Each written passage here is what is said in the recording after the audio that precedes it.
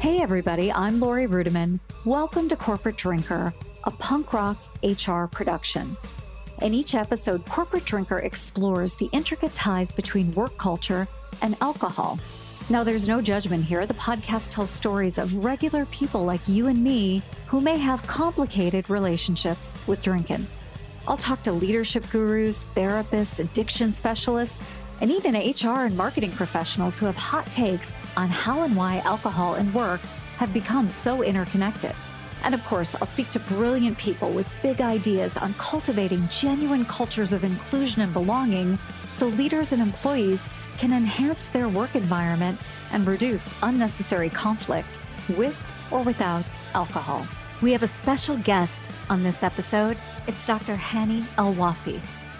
A board-certified psychiatrist, Hani uses an impressive array of tools from neuroscience, psychology, meditation, nutrition, and mindfulness to promote healing and thriving. But Hani is on the podcast today because he's been trained in ketamine-assisted psychotherapy and is a proud member of the Ketamine Psychotherapy Associates Professional Society. And that's what I want to talk about today, that intersection of alcohol use disorder and just general trauma and ketamine. So if you're interested in how ketamine-assisted psychotherapy works and specifically how it might be able to help you with corporate drinking, well, sit back and learn from Dr. Hani El-wafi on this week's show.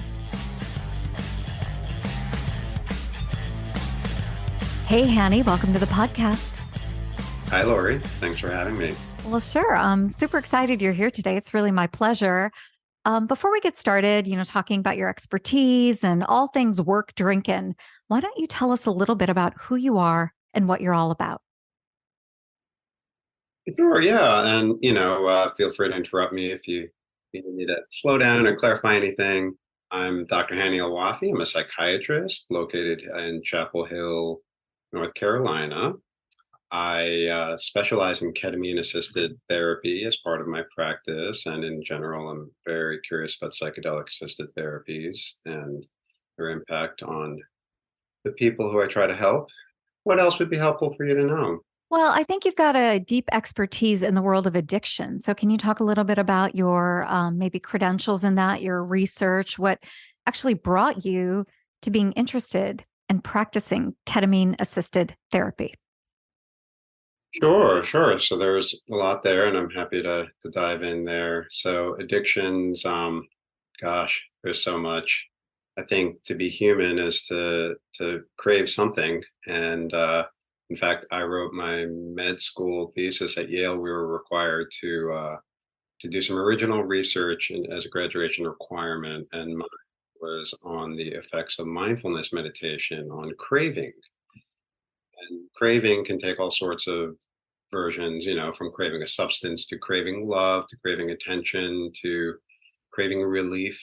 My research is heavily influenced by Buddhist thought. I'm not a practicing Buddhist, but when it comes to addiction, I find a useful image to bring to mind is that of the Buddhist version of the realm of the hungry ghosts. And this came to my attention. It's the title of a book by one of my favorite authors, Gabor Mate, a Canadian psychiatrist who is really fantastic. If you haven't read any of his work, highly recommend it. His most recent book's The Myth of Normal. But the realm of the hungry ghost, and so the Buddhists identify 6 realms of existence that we pass through whenever we're reincarnated, of which humans is one of them, gods is another. There's a hell existence. The realm of the hungry ghost is identified with creatures that have scrawny necks, small mouths, emaciated limbs, and large, bloated, empty bellies. And you just imagine these long, scrawny necks and small mouths with these big bellies. They can never take in enough of what they need. So they're constantly seeking something outside of themselves to curb an insatiable yearning for relief or fulfillment. And that just kind of encapsulates in a lot of ways addictions that I think we have, the craving, the wanting something outside of yourself to meet a need inside of yourself. I like that you differentiated that cravings could be multifaceted, right? They could be physical, they can be emotional, they can be, nourishment, even something that is healthy can become a craving and we crave too much of it. So, specifically at Corporate Drinker, we focus on alcohol abuse and misuse, right? But I mean, alcohol is just one of many things that people can abuse in this world. So, when you started your practice, and I would love to hear more about that, I bet you see all kinds of addictions, right? Or multiple addictions within one human being. Can you talk about the state of people that kind of come in and seek out your work and seek your help? Well, sure. There are people like you and I, there are people I identify with myself. I've had my own cravings and addictions and whatnot. Not embarrassed to say I was a cigarette smoker for a dozen years, at least in my teens and 20s. There are people like you and I who are seeking relief, looking for comfort, recognizing that there's something that isn't quite doing it for them that they shouldn't do, whether it be smoking or drinking too much, but really having trouble turning away from it, having trouble finding an alternative, another way to satisfy those cravings. And what we work on here is identifying underlying needs that people might have. It's sort of like, what kind of itch are they trying to scratch, and why does this substance, this cigarette or this other sort of thing, it may reliably scratch the itch, but is it the only thing that can scratch the itch? And but yeah, there are folks like you and I've also had the experience of working in emergency rooms, psychiatric emergency rooms, notably the VA. I spent a number of years working at our local VA hospital, intermittently, not as a full time thing, but intermittently. And the folks who, it's just so sad, the folks who come in really in the throes of, in particular, alcohol addiction, but also cocaine and methamphetamine. And, we're talking 2, 3 bottles of vodka in a day. Yeah, yeah, right. Um, and just suicidal, really at their wits' end, wanting to stop. I mean, so addiction really runs the gamut from these sort of extreme cases to just like I can't get off my phone. For sure. Although I would take my phone addiction over addiction to vodka any day of the week. I mean, let's be fair. But I'm fascinated because you talk about addiction, right? And for many of us, we know some of the stats behind Alcoholics Anonymous or Narcotics Anonymous. And we know for many people that just doesn't quite do it. Stints in rehab have high failure rates. So I just wonder, your vector into all of this is ketamine. Like, what's that like? And is it effective? And what is it, I guess, is my core question. Like, tell us about that. Sure, sure. And I think it might be helpful to step back a little bit and share just some of the basics about ketamine, and then more specifically how it helps or might be able to help folks with alcohol. Ketamine is classified technically as a dissociative anesthetic. And so, discovered in the 60s, approved in 1970 by the FDA. For decades, it's been used as an anesthesia medication. Wait, and you say it was discovered, so it's not naturally occurring out in nature like a mushroom or anything like that. That has been the prevailing wisdom, although some recent research has uncovered some natural sources of ketamine, but I don't want to go down that tangent. Right, okay. The vast majority of folks believe it is a laboratory synthesized molecule. And so for decades, it's been used as an anesthetic because it has incredible pain relieving qualities. But unlike other anesthetics, it doesn't knock out consciousness. It really, what it does is it dissociates a sense of body from mind. And so, and of course, this is dose dependent. You can go deeper and deeper into this state, but you start to lose touch with what your body feels like. And all the while maintaining control over your breathing and your heart rate, which other anesthetics don't do, which is why you need to be in an operating room with a ventilator and that sort of thing. Ketamine is a fascinating drug, and in fact, it is on the World Health Organization's list of essential medicines. There are a number of medicines they've identified as essential for adequate health care, things like Tylenol and heparin or warfarin for blood thinning, antibiotics. Ketamine is on that list because of its efficacy in pain management and anesthesia. But around the year 2000, some research started emerging from various mental health departments, notably Yale, my alma mater, Yale School of Medicine, John Crystal in particular, investigating reports that ketamine seemed to have mental health benefits, particularly for depression. And, fast forward to today, over the past 15, 20 years, a substantial body of evidence has grown that ketamine can be really helpful for folks who suffer from depression, particularly depression that is not helped by traditional antidepressants like your Prozacs of the world. But not just depression, also PTSD, post-traumatic stress disorder, and addictions, in particular alcohol use disorder. And there are those who postulate that ketamine kind of works on a layer in beneath all of this. It's not sort of that all these kind of emanate from the same substrate, so to speak. They grow in the same garden, if you will, that ketamine affects. But yeah, ketamine can really help folks drink less, achieve abstinence, and come to terms with their drinking. Wow.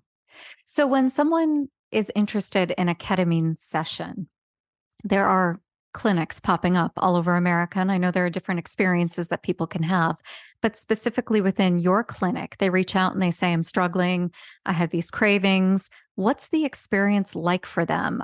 Take me through like first contact through actually encountering the drug. Sure. Yeah. So I like to have a phone call with anyone who's interested in ketamine treatment just to get a better sense for what they're struggling with and how they're hoping ketamine might help them. And so the first contact is a phone call with me, and we talk for a little bit. And my Hippocratic oath that I took as a medical doctor starts with first do no harm. Right. Yeah. So my primary job is to make sure ketamine wouldn't be harmful to someone. There are a number of conditions. For example, pregnancy, ketamine can be a teratogen, serious cardiovascular illness, history of psychosis, if you have a primary psychotic illness. But once we kind of establish, and again, the call is just a general kind of introduction, and we do sit down after that for an extended evaluation in my office where we really dive in and make sure ketamine is safe. But the first part of treatment with me is making sure, is this helpful? Is this safe? And then could this be helpful? And is what you're suffering with amenable perhaps to ketamine? And ketamine's not helpful for everybody. And that's sort of, you're right, there are clinics that have popped up all over the country, are doing really great work. Some appear to be more of a money grab, without throwing anyone specific under the bus. But I think they need more comment on the capitalist kind of country that we live in. But I like your approach around safety. And I think that fascinates me because, so often right now in our capitalistic society, right, we're looking to buy a solution, we're looking to buy a fix. And mental health at the intersection of like consumerism and capitalism can get a little weird and a little murky. So it's interesting to me that safety has been kind of the primary way we've described what happens, at least initially within your clinic. So when you screen someone for safety and you deem it okay, I mean, we never know what we don't know, right? But you're using your body of expertise. Then what's next? I was just, I don't know, thumbing through something online. It might have, I don't know what it was, might have been like the local magazine. And there were ads for like, buy a 4-pack of ketamine experiences, right? And I was like, what? I didn't know this was a commodity. So is that what it's like at your clinic? Mm, no, that's not what it's like at my clinic. I Good. believe that would just make me a drug dealer. Yeah. Well, right. I mean, yeah. And probably a very wealthy and profitable one, right? But yeah, yeah, yeah. So tell me a little bit about the experience at your clinic. So you deem someone safe. Like, what's next?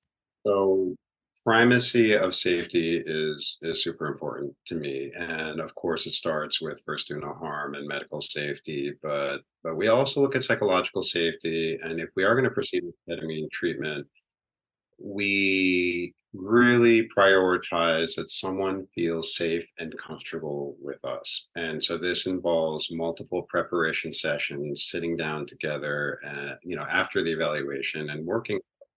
Why are you here? What are you hoping to invite into your life? What are you hoping to let go of? What would be, because ketamine, I'm not sure I mentioned this earlier, but ketamine, what we do is ultimately when we do the treatments, these are extended therapy sessions at my office on a couch that is made up quite comfortably with linens and blankets and pillows and a weighted blanket and eye mat, essential oils and music. It's really a very comfortable nest. And that's one way we achieve safety is through comfort.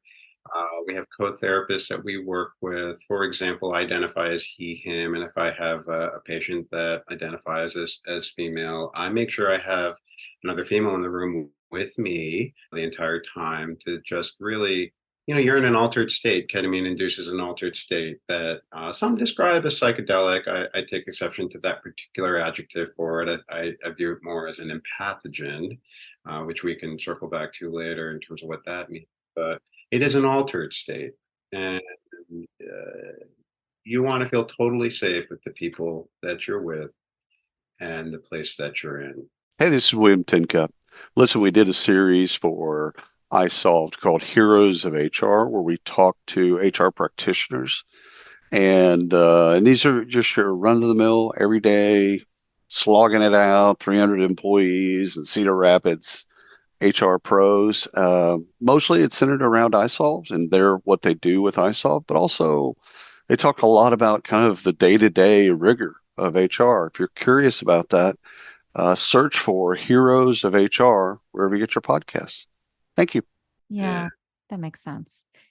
Can we talk about the word empathogen though? Because I think it's really important when we hear a word like that to quickly define it so it doesn't linger. So you described ketamine as not a psychedelic. So what's the difference between a psychedelic and an empathogen? Well, it's not a classic psychedelic. And so the term psychedelic pretty literally translates to mind or psyche manifesting. And I think it was coined by Humphrey Osmond in the 50s or 60s in conversation with Aldous Huxley about, these medications and these substances. And I think when we think of classic psychedelics, we think of LSD, we think of mushrooms, psilocybin mushrooms, we think of DMT, we think of ayahuasca. These are substances that primarily work on the serotonergic pathways in the brain, serotonin receptors, and tend to produce lots of visualizations, sometimes visions, alternate realities for people. And then you have other classes of medications that do cause altered consciousness, but are not like LSD or mushrooms. And that might include, for example, MDMA, ecstasy. And so ecstasy is not generally considered a psychedelic, it's considered an empathogen. The same for ketamine. And so an empathogen is a substance that helps generate feelings of empathy for oneself, for others, for the world around you, to connect to a place of trust and centeredness and wholeness that, within which self-love and acceptance and openness and trust can all emerge. And so you might see how safety is a pretty important factor in allowing these feelings to manifest. Well, I'm interested in that because you've described kind of like a nest-like environment, a supported environment where there may be co-therapists in the room to help someone with the experience.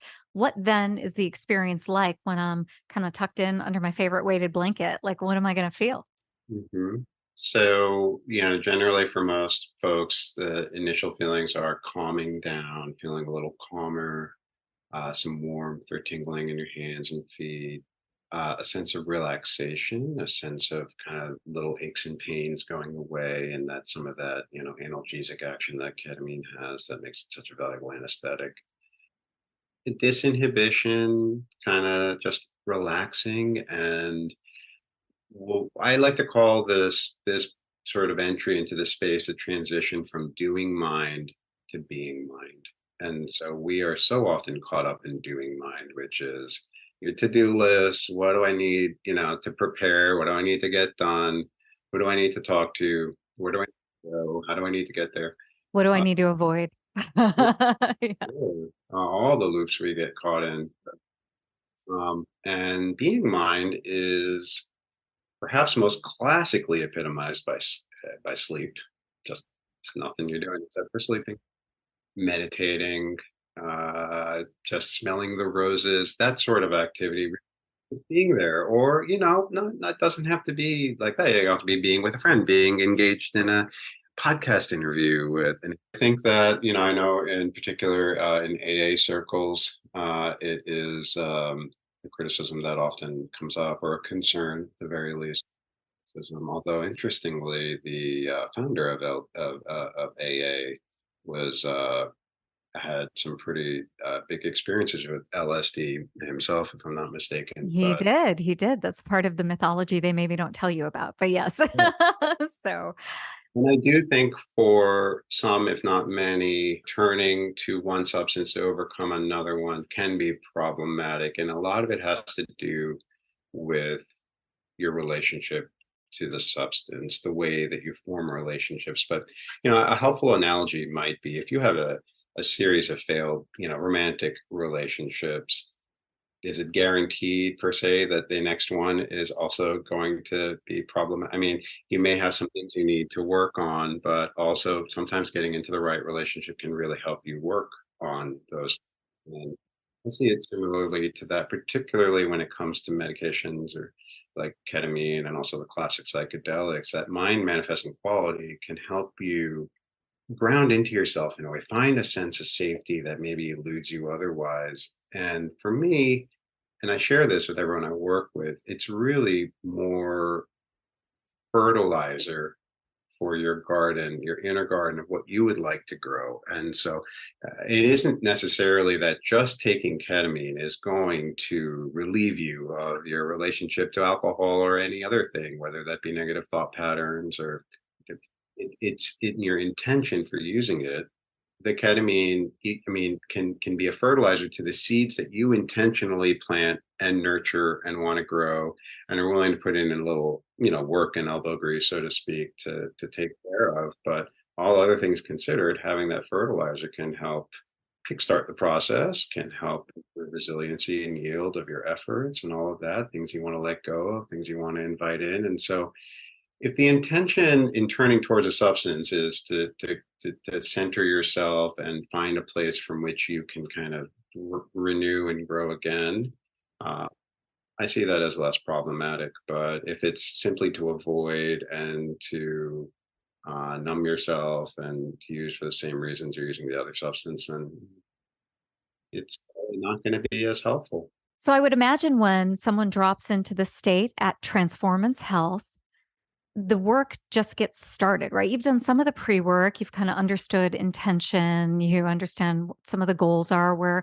an optimal state might be at the end of this journey, but they don't just drop into some sort of altered state and have a singular experience that's quiet, right? You're interacting with them during that time period. Correct?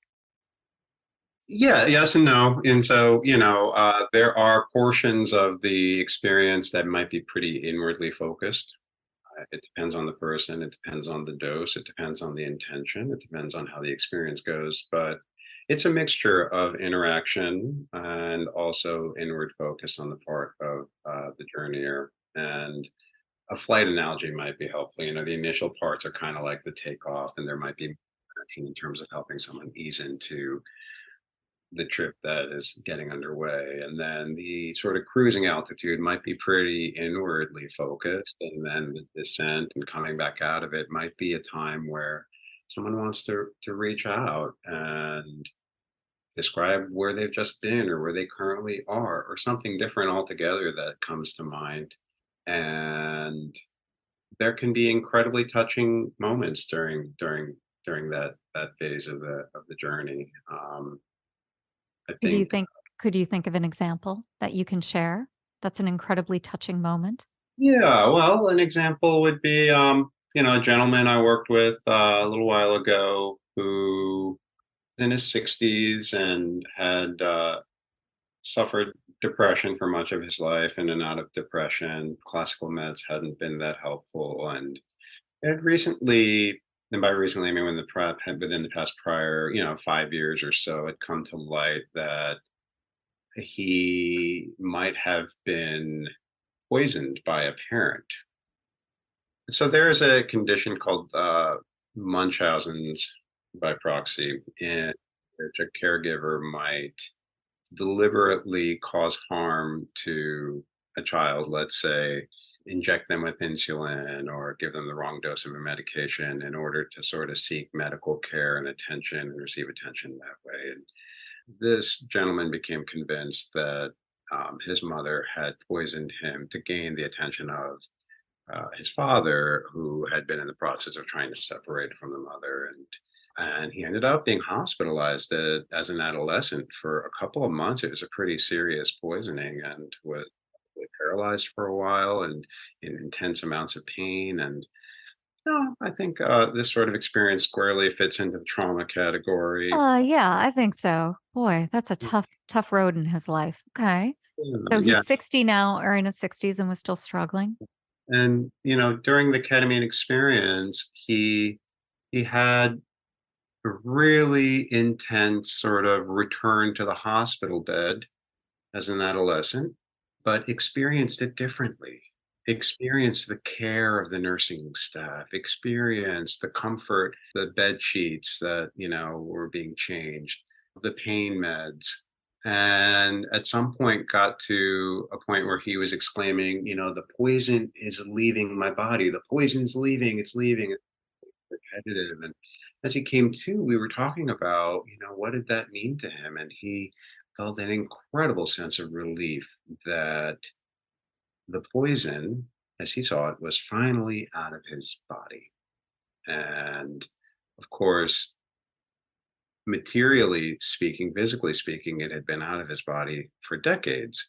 But emotionally, psycho-spiritually speaking, it took a while. He wasn't ready for that. And I think that experience, and he later described to me the feeling of feeling cared for again, being on a doctor's couch, being under the influence, really helped him re-experience and get a different perspective on the trauma, and continues to have a different relationship. And so, to this day with that event. And so that's an example of how these medicines work, in that there is sort of like yes, there's a biochemical effect and receptor agonism and antagonism and neuroplasticity, and all of that stuff is all very important. But when combined with this therapy format, there is some healing that can arise, some access to an inner healing intelligence that I believe we all have, that the effects of which vastly outpace the biochemical effects of the medicine. And Yeah, I see that. As you were sharing that, I was thinking about just how powerful it is to be storytellers in our own lives, and how oftentimes through childhood trauma or just adult trauma or just, life that's robbed of us, or we don't have the skills necessarily to do that. And so there's something really surprising in me in this conversation that storytelling I always find to be very profound and very important, but um good storytelling or the space to tell our own stories differently can save our lives, change our lives, right? What do you think about that? well, absolutely, I absolutely agree. I think that's a super important point. I think we are all moved by stories. Our own stories are the ones that we hear the most, and we kind of sometimes get stuck in a loop of telling the story a certain way. And we can step back and recognize there may have been more to it, or maybe I see it from a different perspective. We have that ability to change and affect the meaning of our lives. I mean, I think it was Viktor Frankl who wrote in Man's Search for Meaning that that is the last of our freedoms. Sitting in a concentration camp, they can take everything from you except for your perspective, the perspective you choose to have on something, the story you tell yourself about what's happening. And you know, this isn't to say it's always someone's fault, so to speak. If they're suffering, it's that they're not telling themselves the right story. It can be incredibly hard, and some people go through unimaginable horrors. And but we do have we can access that under conditions of safety. We can access that inner healer that wants to move towards growth. In fact, the name Transformance, the name of my practice, denotes just that concept, that inner healing intelligence, that desire of the psyche or the soul or whatever you want to call it, to move towards healing, that we're wired to want to heal, that it feels good, that it's something we want to move towards. But, we are sometimes impeded in that process, sometimes by ourselves, sometimes by others. And we may need some help cutting out the noise and hearing the inner voice.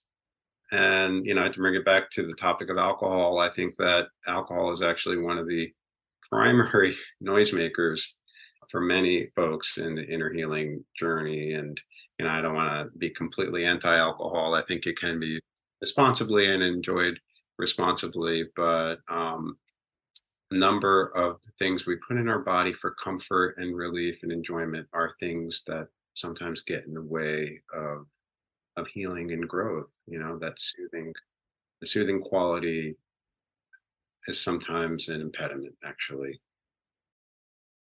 Well, as we start to wrap up the conversation, I feel like I've got a good understanding of a little bit of the ketamine process, right? So, the one thing I did want to ask before we wrap up finally is that it's not, to your point, just one and done. You just don't have one ketamine session, do you? It's part of a process of connecting with a therapist and really exploring things, but you're not fixed, right? After one session. So, can you tell me a little bit about what's the trajectory of this? How long does it go on? And do you have patients who have fully resolved addiction issues after meeting with you for a period of time? So it's a great question. And I think I'll sort of step it back for a second and share my belief that for someone who says he's not a Buddhist, I sure do agree with a lot of Buddhist thoughts. I hear this. Well, it must be your background in comparative religion. I mean, I find that fascinating. I mean, what a path. Yeah. Graduate with comparative religion. I focused on Eastern religions, Buddhism and Sufism and Hinduism. Just endlessly fascinate me. But the first noble truth revealed by the Buddha is that there is always suffering. It's an unavoidable part of life. There will always be loss, sadness, fear, embarrassment, humiliation. We cannot eliminate these things from our lives. There are some unnecessary sources of suffering, things that we can sort of shed as unnecessary weight. But getting into a relationship where it's not that we will remove all obstacles from our path, but that we will learn how to endure those obstacles, kind of like a Stoic philosophy. The Stoics strongly believe in this as well, Marcus Aurelius and Epictetus, but it's how you endure that matters the most. And so these experiences, whether it be one or multiple, and oftentimes multiple do have a synergistic effect, cumulative effect with one another, can help us sort of gain a different relationship to the obstacles that we face. And so when we say healing, it isn't that you'll never ever experience discomfort or pain or sadness or depression or loneliness. It's more about how you might relate to those things. But on a neuroscientific level, there's a saying: neurons that fire together wire together. Oh, I like it. All right. This is the idea that the brain is composed of many different regions, and so there's the eye processing, and then the memories, and the motor movement, and any particular thought or activity might be a combination of you see something, you remember something, you think something, you do something, and that forms a neural network. And the basis of learning is doing this sort of thing and firing those particular neurons over and over and over and over and over. And so neurons that fire together tend to wire together. And sometimes with certain kind of maladaptive thought processes, some catastrophizing, negative self criticisms, All the ruminating that people do. Yeah. Yeah. right, stories that we've been telling ourselves, they can be on loop. And the longer they're on loop, the harder it can be to create different. You can't necessarily undo a loop. You can find a detour. You can sort of create a fork in the neural road, so to speak, and say, well, I know what's down this loop, but what if I went down this pathway? And the more you practice that, the more it might become a path of lesser resistance. In that sense, multiple experiences with substances like ketamine or psychedelics or therapy in general, frankly, can help you rewire your brain in that way. But it is work. These substances are just the fertilizer. You do have to put in the elbow grease, but it is possible. And all the while, the most important thing is to be kind to yourself. We'll just throw that in there, because Well, I mean, these are corporate professionals who are listening. So let's hope that happens, but a challenge for all of us, indeed.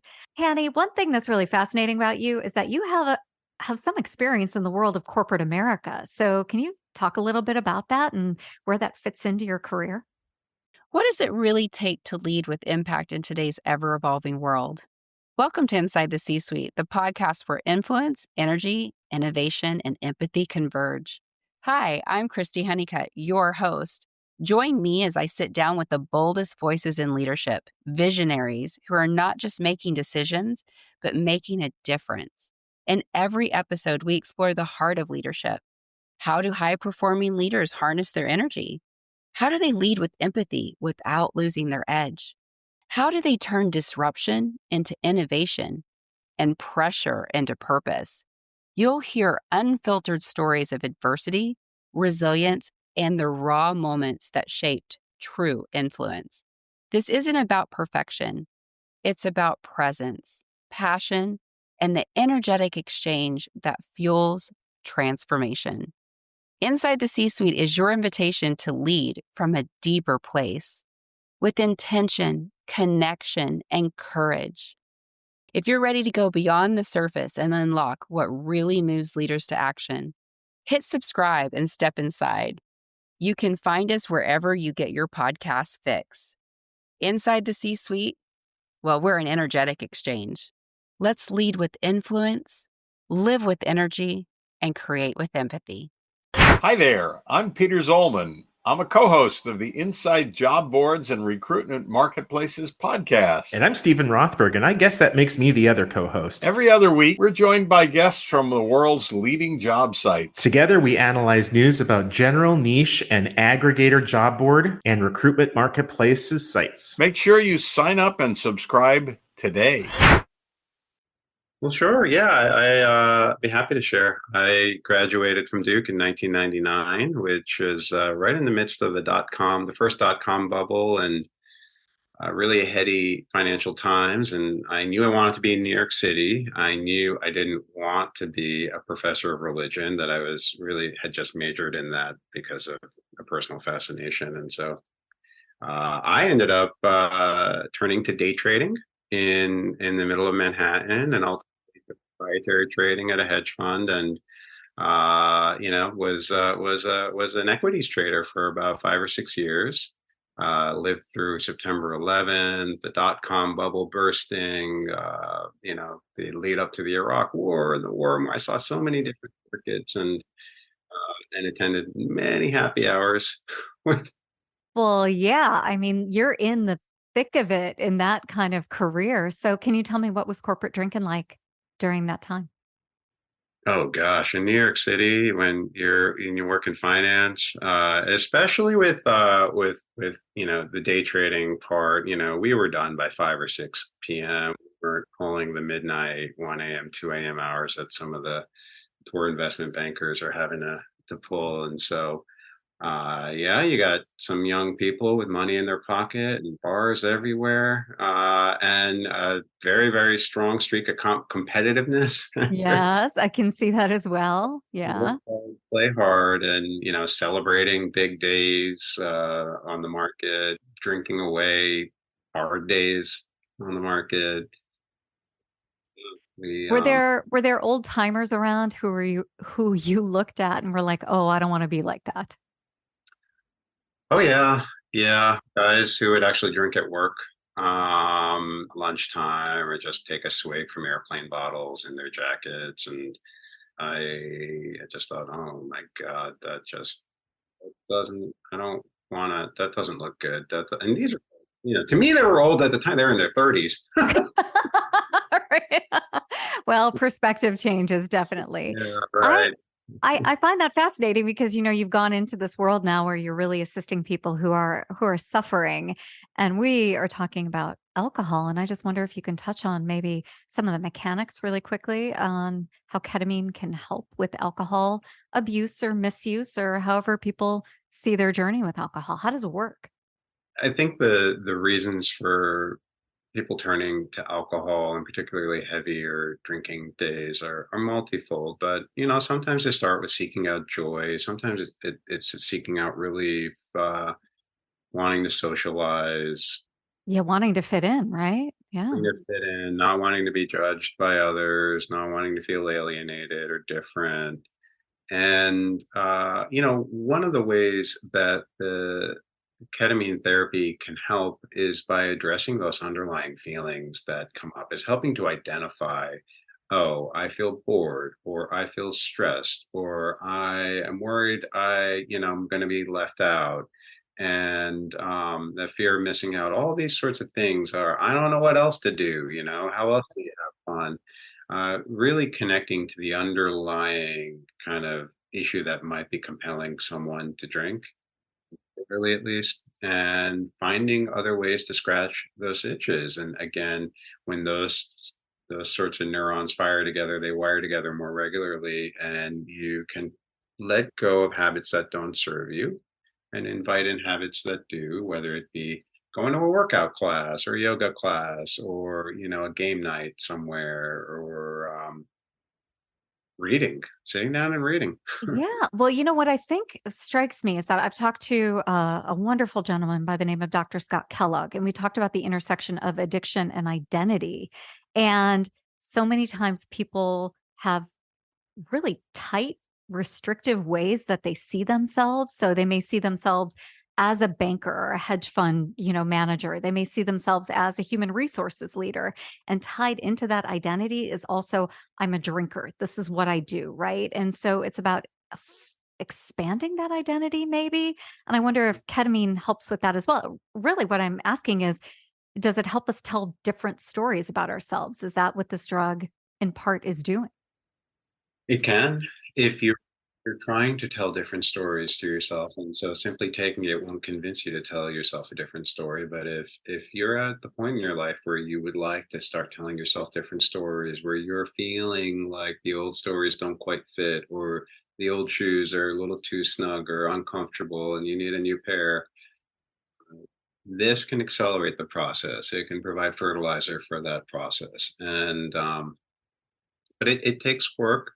But yeah, the story of I'm a drinker. This is what I do. This is, if I don't do this, then I will lose all my friends. And Or I'll lose my clients, or how will I be able to drum up business and entertain or be entertained for my organization? Yeah, I think there's a lot of stories we tell ourselves about what we do and why we do it. So I do feel like so many people who've reached out to me over the past couple of years as I've worked on this project have said, I'm just sick of it. I need a new path. I need a new way, which is what led me to your work and being curious about your work, because I think people are really hungry for a different approach and seeing themselves and interacting with the world. absolutely. And sometimes treatments like ketamine just simply buy you time, the way that, for example, dry January might get you some time to form a different relationship to alcohol. I know lots of folks, for example, at the end of dry January, who are like, you know what? Gosh, I feel so much better. I'm sleeping so much better. I'm making healthier eating choices. I'm exercising more regularly. I think I'm going to keep this up.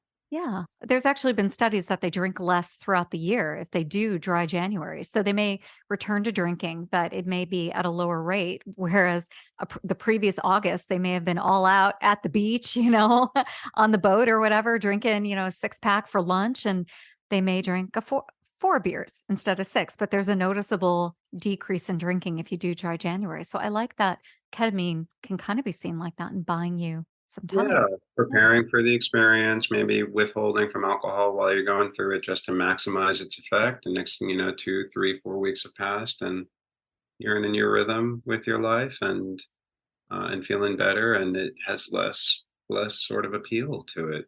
Yeah, that's cool. I like that perspective. Well, anything else we need to know about how ketamine assisted therapy physically works with alcohol?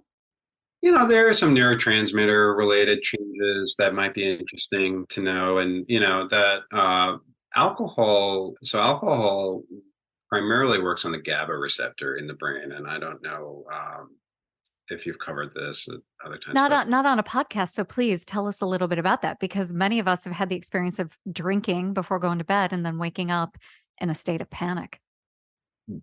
well, I recently learned of a term called hangxiety, which Yeah, so may describe a little bit of that feeling. And what happens is, and this is a bit of a simplified version, but in your brain you have electrochemical signaling, and so you have neurons that connect to one another electrically. That's how they communicate.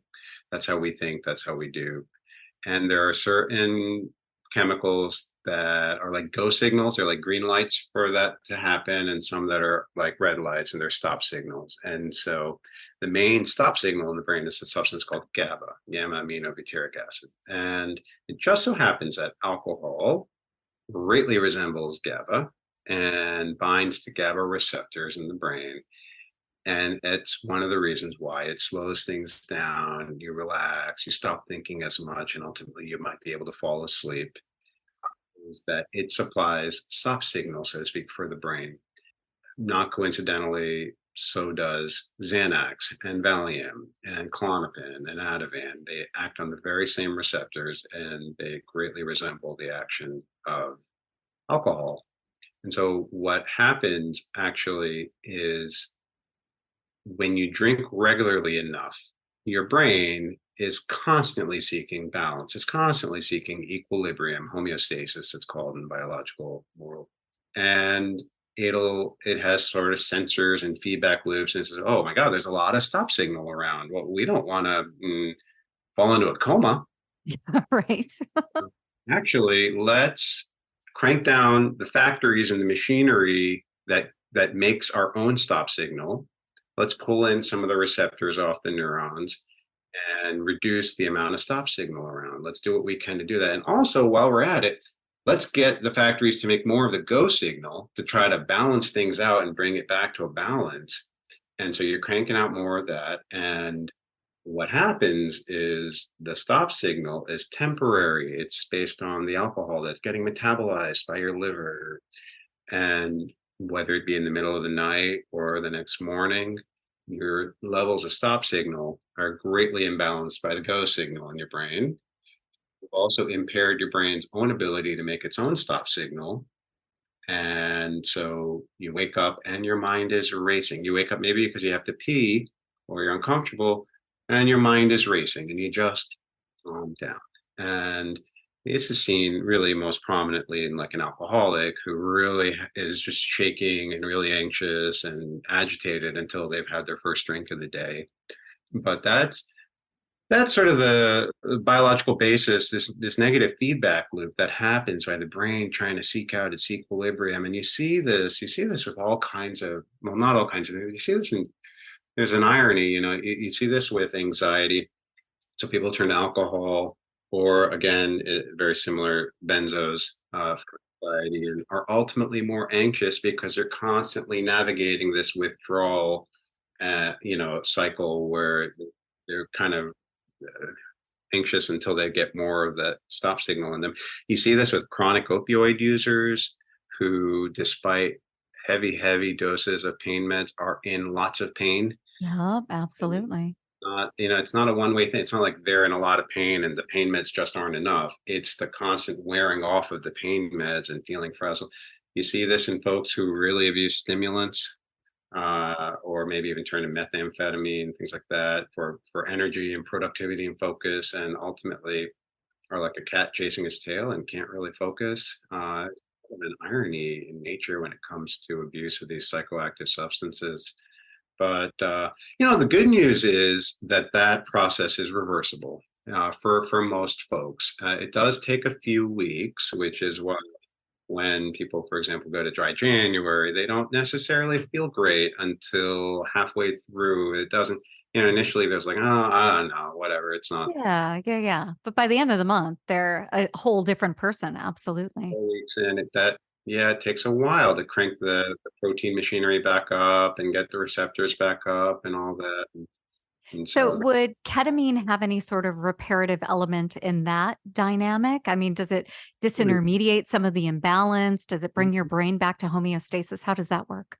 it affects all of those neurotransmitters and can help increase firing of the prefrontal cortex and reduce the inhibition of GABA neurons. And without getting into the weeds, it absolutely affects, the levels of GABA and glutamate and the firing patterns in the brain and what fires and what doesn't fire, the neuron sets that fire together. Well, Hani, I'm sold. So, I mean, we're not giving it out like candy here, but I mean, It's not for everybody. And I would be remiss if I didn't mention that there are dangers associated with ketamine, including addiction to ketamine itself. Oh, interesting. Yeah. Any substance that can cause pleasantness, feelings of pleasantness or euphoria, even, or comfort, or take away pain, can be abused. But it's when used as directed, with supervision and with intentionality and not recreationally, I think the odds of addiction are pretty low. It's not physiologically addicting, let's say like opioids or nicotine, but and it's, again, we mentioned some of the contraindications earlier, like pregnancy or psychosis. It's not for everybody. And even for those who don't have those contraindications, it's not a silver bullet. So that's something I am careful with folks about. There is no silver bullet, but there are some things that can help you grow if you're ready to grow. Yeah. And definitely endure, to your earlier point. Yeah. The obstacles that will inevitably come your way. Well, I just appreciate you coming on today, making us a little bit smarter about the topic of ketamine. I mean, there's no way we could uncover all of it today, but I'm glad you're out there doing the work that you're doing. And if people want to connect with you, find out more about you, where should we send them? The best way would be through my website, transformancehealth.com. That's TRANSFORMANCE health.com. Email, phone, those are the most direct ways to reach me. I try to avoid social media, to be honest. Well, I don't blame you. I mean, you're a psychiatrist. You know what it does to the brain and to the human condition. So if you're avoiding it, I'd like to avoid it too. So I appreciate, though, you coming on today and speaking just so candidly and generously about ketamine-assisted therapy and your approach to this. And thanks again for being a guest. Thank you, Laurie. Thank you so much for having me and for doing the work that you do. The Corporate Drinker Podcast is a special series brought to you by Punk Rock HR. If you like what you heard, head on over to your favorite streaming platform and leave a 5-star rating and a review. You can also head on over to punkrochr.com for news, information, show notes, and all the good stuff related to Corporate Drinker. This episode was expertly produced and edited by my friends at Emerald City Productions, with special help from Danny and Michael. That's it for today's show. Thank you for joining us. We'll catch you next time on the Corporate Drinker Podcast.